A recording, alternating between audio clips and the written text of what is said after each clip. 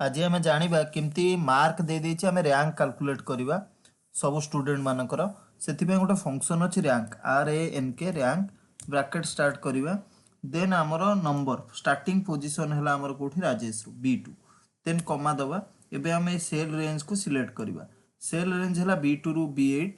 ये जो B2 रु B8 अच्छे आपको आम फिक्स करदेवा से डॉलर सिंबल दबा dollar means absolute cell reference रे यूज करा जाए तो आमे बा मिक्स सेल रेफरेंस रे यूज करा जाए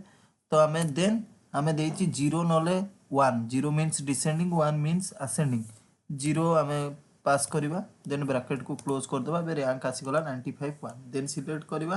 कंट्रोल टी ऑटोमेटिकली जेहेतु एटू 95 अच्छी 1 रैंक हो जाइए एबे जदि मु आको चेंज करूची कर देली 75 ऑटोमेटिकली 3 हो गला देन 55 कर देली ऑटोमेटिकली रैंक रे चेंज हो जाउची। Thank you.